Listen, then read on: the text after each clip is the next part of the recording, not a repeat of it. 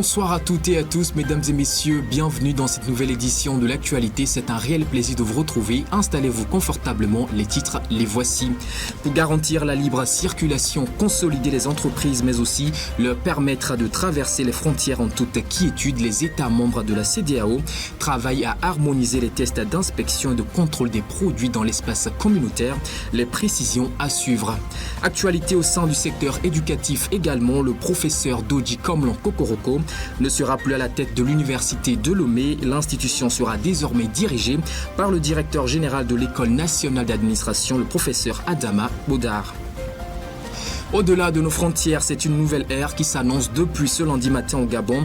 Après avoir été unanimement désigné comme président de la transition au lendemain du coup d'État dernier, Brice Oligui est rentré dans ses fonctions. Il a prêté serment ce lundi. Nous y reviendrons. Puis, diplomatie, le président turc Recep Erdogan a rencontré ce lundi son homologue russe Vladimir Poutine. Plusieurs sujets étaient au cœur des échanges dont l'accord céréalier. Poutine se dit être prêt à renégocier, mais à quelles conditions? Les détails tout de suite. Voilà pour les grandes lignes de ce soir. Restez avec nous, nous décortiquons dans un instant. Rebonsoir et bienvenue. Les pays membres de la CEDEAO œuvrent à harmoniser les tests d'inspection et de contrôle des produits dans l'espace communautaire. Ceci pour garantir la libre circulation, consolider les entreprises, mais aussi leur permettre de traverser les frontières en toute quiétude. On voit cela dans le reportage qui suit. Il est signé Promise Pomebe et commenté par Félicité Chapla. Dans la perspective de rendre compétitive la zone de libre-échange continentale africaine, les CAF, les pays de la sous-région ouest-africaine travaillent sur les différents mécanismes pour faciliter la libre circulation des produits dans l'espace CEDEAO. Voulant mettre en œuvre la marque régionale de certification, le comité communautaire d'évaluation de la conformité a travaillé à l'harmonisation des tests régissant l'inspection et le contrôle des produits dans chaque pays et à la reconnaissance mutuelle des certificats et conformités qu'auront à délivrer les organismes nationaux de chaque pays. Ceci permettra de consolider mais aussi permettre aux entreprises de la sous-région de traverser les frontières et renforcer le schéma de libération dans sa mise en œuvre pratique dans la CEDEAO. La rencontre tenue à Lomé a été l'occasion de valider les documents de la Haute Autorité de la Qualité et de l'Environnement HAUQ qui permettra au Togo de délivrer les certificats dont les opérateurs auront besoin. L'initiative qui va contribuer à améliorer l'environnement des affaires dans la sous-région, mais également à atteindre les objectifs de la stratégie industrielle régionale est appuyée par le projet de compétitivité et d'infrastructure de qualité de l'Afrique de l'Ouest.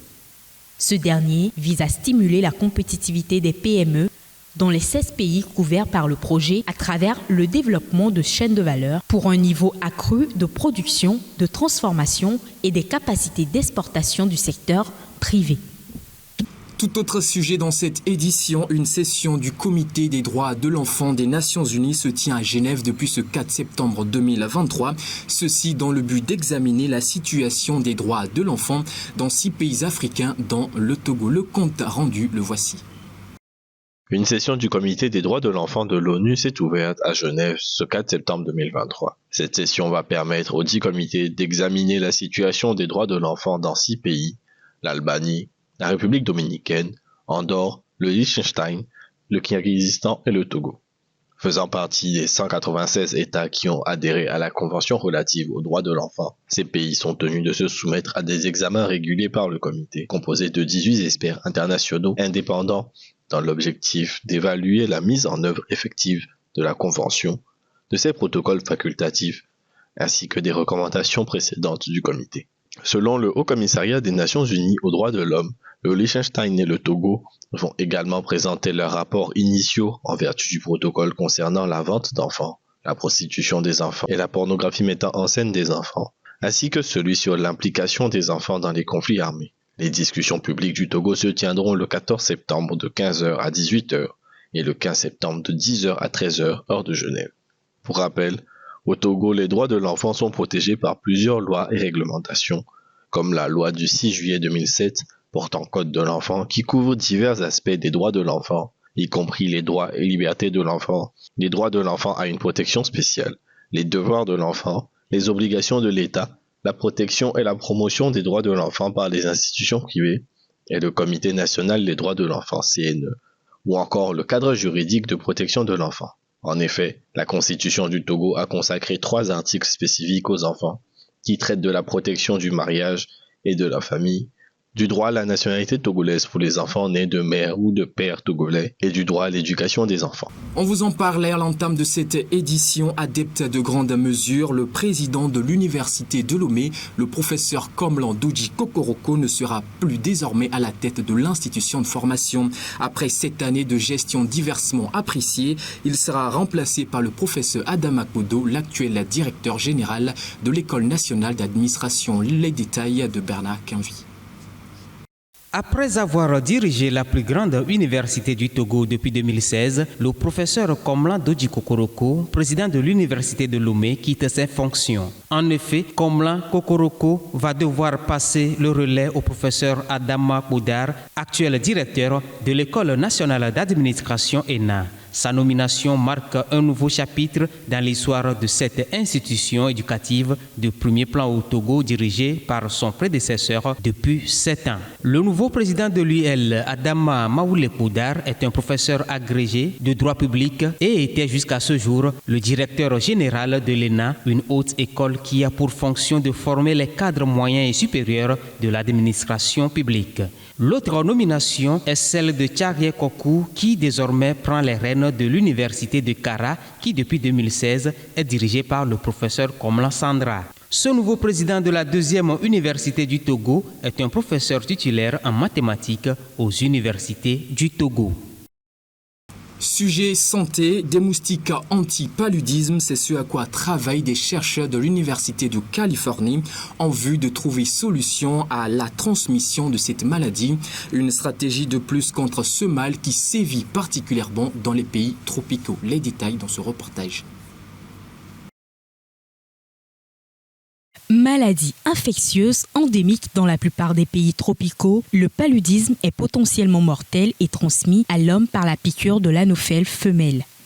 Chaque année, il touche plus de 240 millions de personnes dans le monde et environ 600 000 y succombent. Les nourrissons, les enfants de moins de 5 ans, les femmes enceintes et les personnes vivant avec le VIH sont ceux qui courent un risque plus élevé d'infection grave. Au Togo, le paludisme figure parmi les premières causes d'hospitalisation et de décès. La transmission dure presque toute l'année sur l'ensemble du territoire national. Malheureusement, les stratégies de lutte contre la maladie connaissent des limites du fait de la passivité des populations. Bonne nouvelle, les moustiques ne transmettront peut-être plus le paludisme dans les jours à venir. En effet, des chercheurs de l'Université de Californie en Irvine, décidés à trouver une solution à ce problème de santé publique, œuvrent à modifier les chromosomes des agents vecteurs, les empêchant ainsi de transmettre le parasite. Développé dans un premier temps sur les mouches à fruits, le système peut être transporté à une large sélection d'espèces vectrices de troubles dévastateurs. Pour rappel, le Togo est, selon une annonce datant d'avril dernier, l'un des 3 pays bénéficiaires du nouveau partenariat de l'initiative présidentielle américaine de lutte contre le paludisme, PMI. Ce dernier vise à réduire les cas de paludisme et les décès qui y sont liés à travers la collaboration avec les gouvernements des pays partenaires et les programmes nationaux de lutte contre le paludisme en vue de planifier et mettre en œuvre des activités de contrôle du paludisme.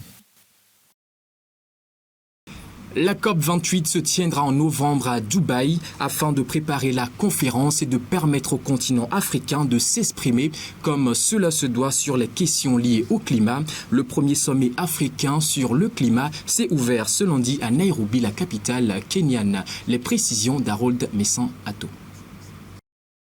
Ce lundi 4 septembre s'ouvre à Nairobi au Kenya le premier sommet africain pour le climat. Ce dernier va rassembler pendant 3 jours des dirigeants d'Afrique pour échanger avec des acteurs de la société civile, des entreprises publiques et privées et des organisations internationales dans l'optique de parvenir à une feuille de route commune du continent pour la présenter à la COP28 en novembre. Alors que l'Afrique contribue pour moins de 4% aux émissions mondiales de gaz à effet de serre, elle est la région du monde la plus affectée par les effets du changement climatique. En effet, le continent est très vulnérable aux sécheresses et aux inondations. Dans ce contexte, l'Afrique dénonce ces dernières années une injustice climatique en rappelant qu'elle paie le plus lourd tribut des conséquences du changement climatique. Alors qu'une étude récente montre que les émissions africaines de gaz à effet de serre pourraient dépasser 20% du total mondial d'ici 2050, le continent doit prendre des mesures pour faire face à des changements climatiques de plus en plus importants. Ce sommet va permettre aux pays africains d'envisager des solutions viables pour faire du continent une puissance émergente en matière d'énergie renouvelable et d'appeler à une aide financière internationale pour atteindre ces objectifs.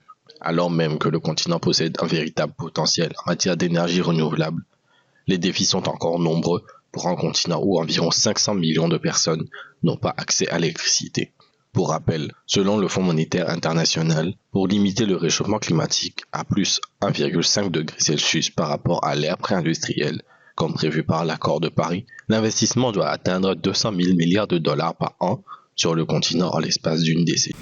C'est désormais officiel, Brice Oligui, le nouvel homme fort du Gabon, est désormais le président de la transition du pays. Il a prêté serment ce lundi en présence d'un certain nombre de représentants d'institutions étatiques provisoirement restaurées. Voici le compte rendu.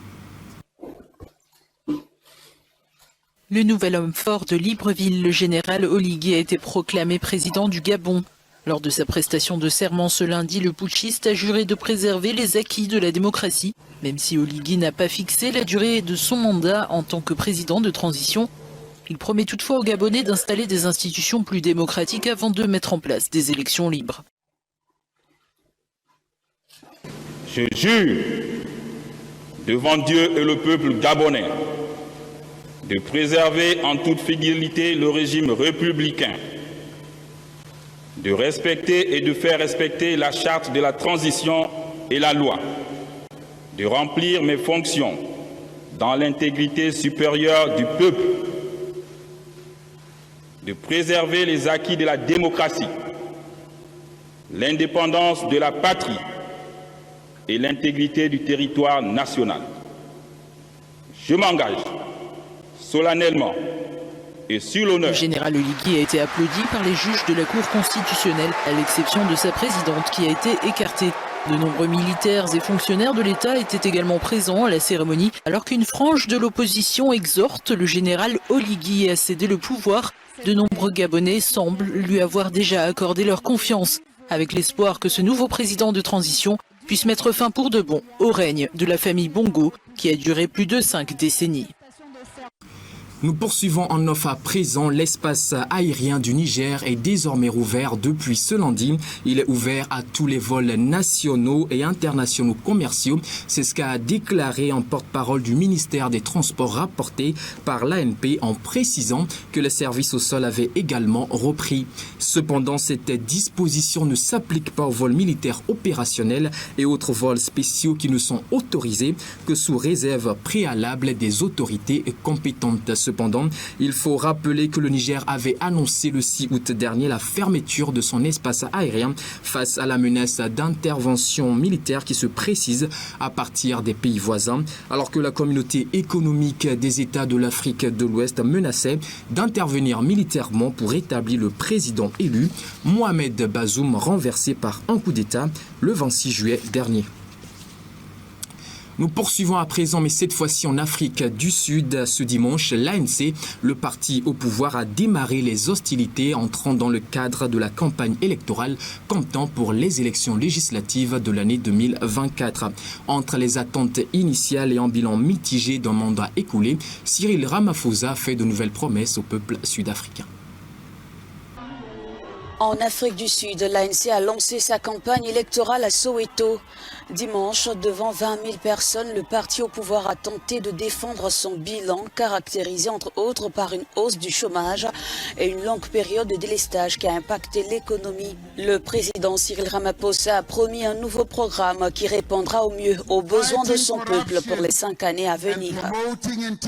La lutte contre la corruption et la promotion de l'intégrité sont les engagements que nous avons pris. Nous nous sommes engagés dans un large éventail de mesures recommandées par la Commission sur la capture d'État et nous allons mettre en œuvre les engagements que nous avons pris ou les recommandations qui ont été faites. Même s'il reconnaît que son parti a pu commettre des erreurs depuis son arrivée au pouvoir, le président Cyril Ramaphosa a appelé les électeurs qui devront se rendre aux urnes en 2024 à ne pas se concentrer sur les aspects négatifs du bilan récent, mais à regarder les progrès accomplis en 30 ans. Beaucoup de gens continuent à répandre ce faux récit selon lequel l'ANC n'aurait rien fait. Notre peuple sait ce que l'ANC a fait. Ce sont eux qui voient le travail de l'ANC. Ce sont eux qui le voient. Ils voient ce qui a déjà été accompli. Et ils savent que l'Afrique du Sud est un meilleur pays que lorsque nous étions sous l'apartheid.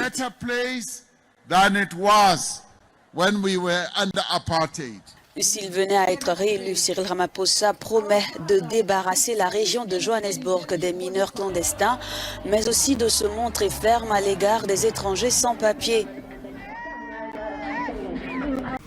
On en parlait également dans les titres. Vladimir Poutine, le président russe, se dit être prêt à relancer l'accord céréalier permettant les exportations des céréales ukrainiennes via la mer Noire. Mais à quelles conditions il revendique la levée des restrictions à l'exportation des produits agricoles russes par les pays occidentaux?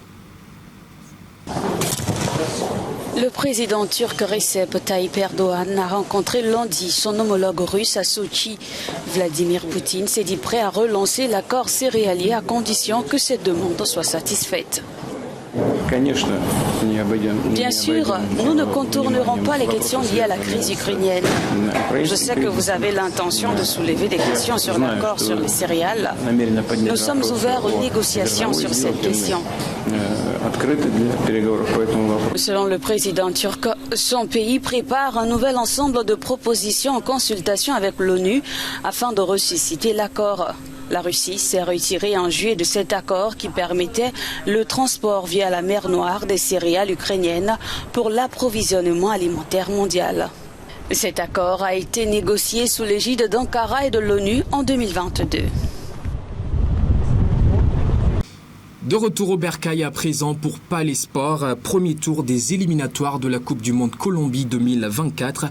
Les éperviers dames U20 ont été battus hier au match aller par leur homologue de la Guinée-Bissau. C'était au stade de Kégué à Lomé. La qualification pour le second tour s'annonce déjà compliquée pour les protégés du coach Théophile Kpakpa, commis les détails de Bernard Quinvy.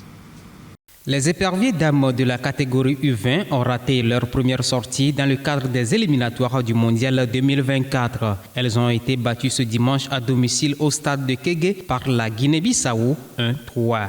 Le Togo a ouvert le score à la 40e minute par Tatiana Kayaba avant la pause. Elles sont fait rattraper en deuxième partie de jeu à la 61e minute.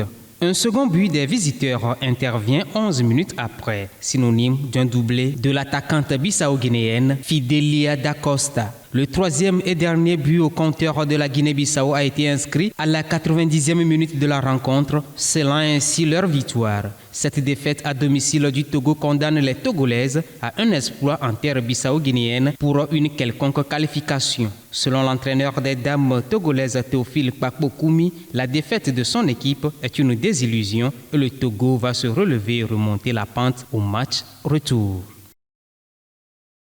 Ainsi se referme donc cette édition. Mesdames et messieurs, merci à vous de nous avoir suivis. Merci de rester fidèles aux différents programmes de la 7. On se retrouve demain pour un autre point. D'ici là, portez-vous bien.